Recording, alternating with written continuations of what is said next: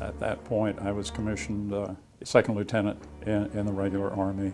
We were living in the same house outside of Langley Field, which at that time had a large facility of NACA, which was the predecessor of NASA, the National Advisory Committee of Aeronautics.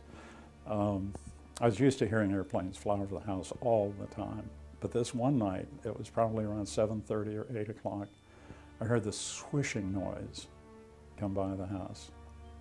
And it was fast, but it was so totally unique and strange that it made an impression on me. I had no idea what it was until I began hearing about some of the Foo Fighters in Germany that had come out that were jet propelled, and I could draw a correlation between the two very easily.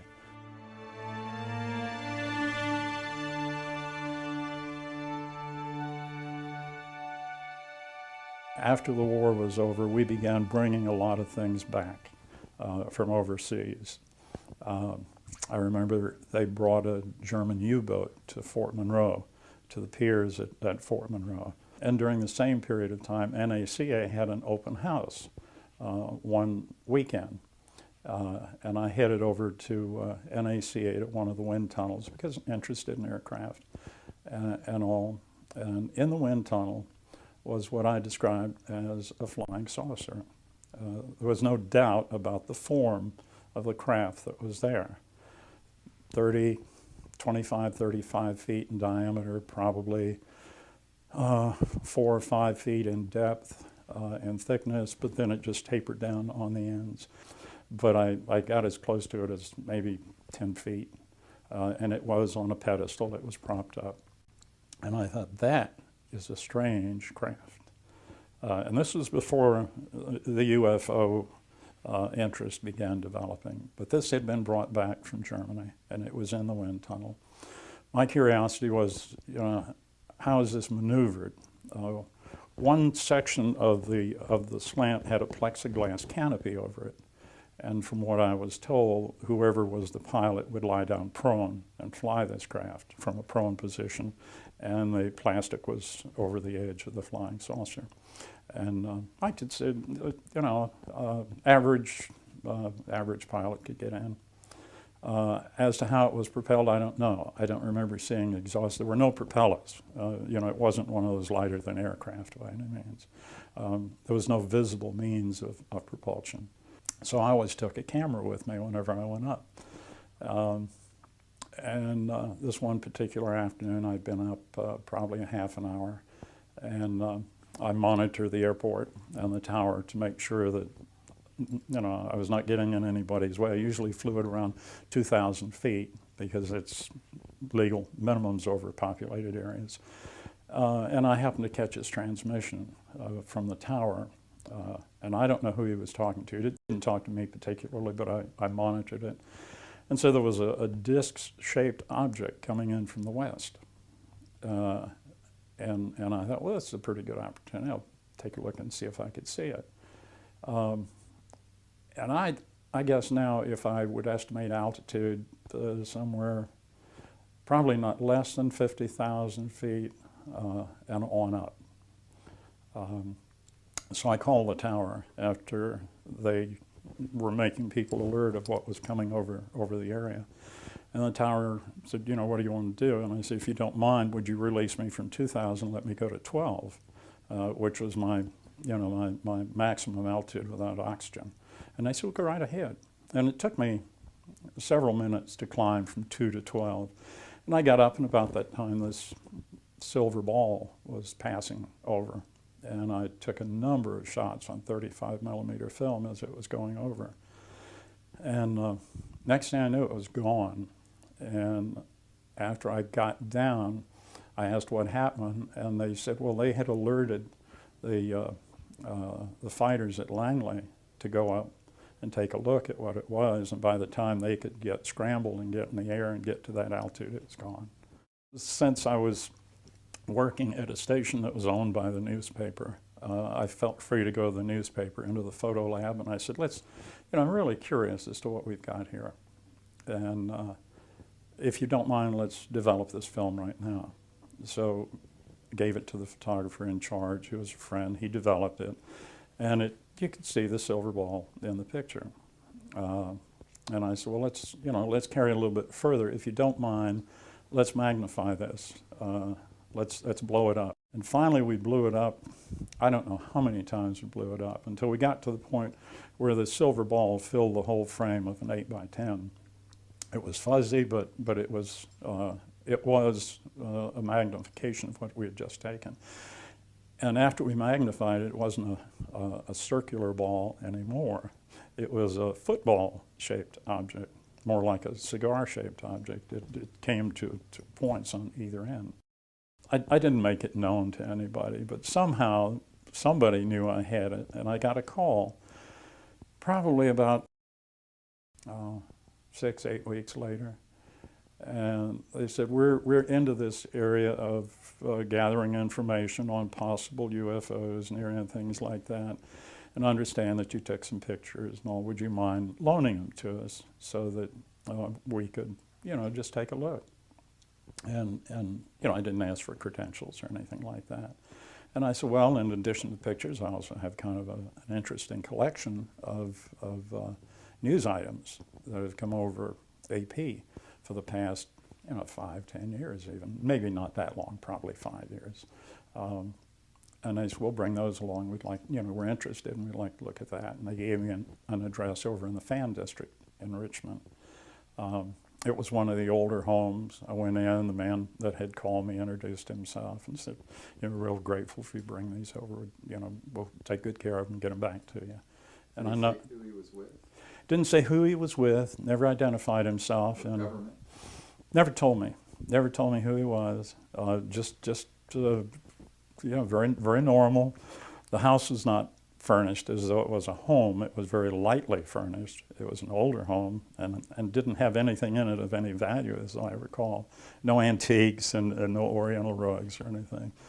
And in fact, it was kind of shabby. And it kind of made me curious as to what he did and who else was in the house. But I turned it over to him, and I thought, well, I'll call me when you're finished, or else I'll come back and get it. And he didn't call me for, like 2-3 weeks. And I thought, well, that's enough time. And since I didn't hear from him, I didn't have his telephone number, I thought I'd go on back to the house and pick it up. I went back to the house, and the house was empty. There was nobody there. I have no idea who the person was. I was very naive. And more so because I didn't keep a negative on it. And I didn't keep a print. These were original things that I had. And the newspaper didn't keep a copy either, because when we did that, we were just doing it for our own interest. It wasn't for print or publication. And they disappeared from my life forever. It was large enough for me to see it from many, many miles away. And this was a clear day. I think it was like an evening in June or July when the weather was very tranquil. And the direction of flight was just so direct that there was no floating around. It had a course, and it was sticking directly to it, whatever it was. I could see it, but it was above the horizon, so it could have been at least 100 miles or more away. And it was over me from the time I'd go to 2 to 12,000 feet. And by the time I got up there, before the jets could scramble and get in the air, it was gone. A lot of people who have had experiences, and for a while, there seemed to be a concerted effort to ridicule whoever it was that made mention of anything. It's like a lot of things in life now. Disclosure is not being ridiculed anymore.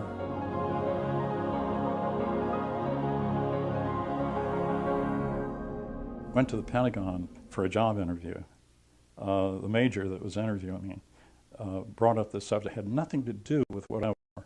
He said, do you believe that people who existed in that area would have a closer relationship to God than we do because of our limited intelligence and insight? And these people obviously are far more advanced than we are.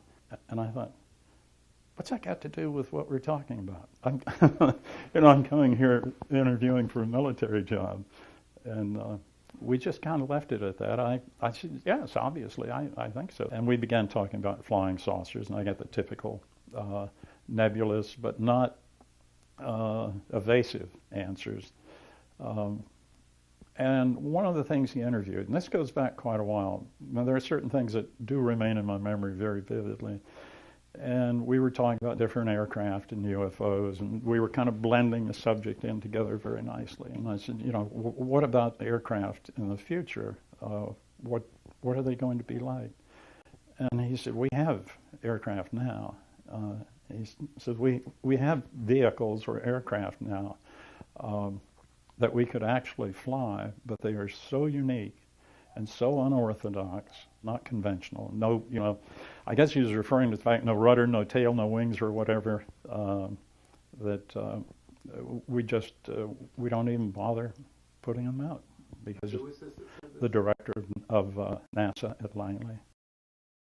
I'm trying to date this to the best of my ability, around 56, 57, something like that.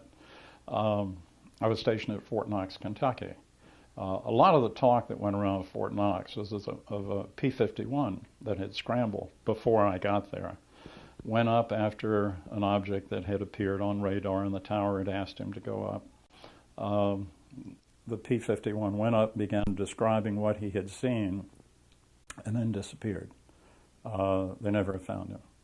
I don't know whether they found pieces of the aircraft, but I don't recall that they even found pieces of the aircraft. I was at Fort Knox up until about 11 o'clock one night, and then got in my car and drove to Fort Campbell, where I had some collateral duties also. Got into Fort Campbell about 1 o'clock in the morning. There was a little diner that stayed open all night. And as I went to the diner for coffee and donuts that night before I went back to the barracks, I noticed it was pretty full. And I thought, well, this is kind of strange. And the MPs were in town. And I said, what's going on? If they had an accident, aircraft down or something like that. And no, everybody's real excited that a flying saucer had landed behind a nearby farmhouse. And from bits and pieces, I was just trying to pull in as much as I could. And they said, you can't get there because they've got it cordoned off. The MPs have totally surrounded the property. And from what we've gotten from the scene at this point, which is like 1:30, 2 o'clock in the morning, was that this flying saucer had landed. The creatures in the flying saucer had jumped over the house and had landed in the front of the house. The people in the house were frightened to death, absolutely going bananas. One of them grabbed a shotgun, and as one of the creatures went up to the front door to investigate, he fired a shotgun through the screen door.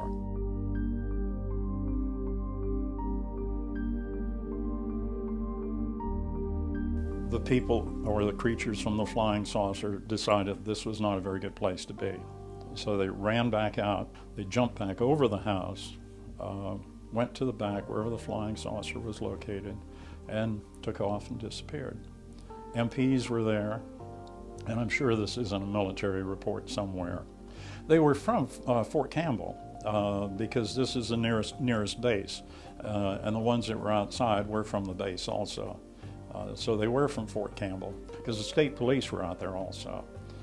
So if we had to track this, it was in the Louisville Courier-Journal, and with somebody out there attempting to ridicule everything that's done, it makes it difficult to do a story and have a credible reaction to it when somebody else out there, like politicians are doing now, trying to find fault with precise words and any innuendos or anything else. So I think a lot of the people who choose stories now look at it, I think, from a monetary point of view. And I think there's some sort of an embargo somewhere down the line that you don't mention this. Let's just pass on it.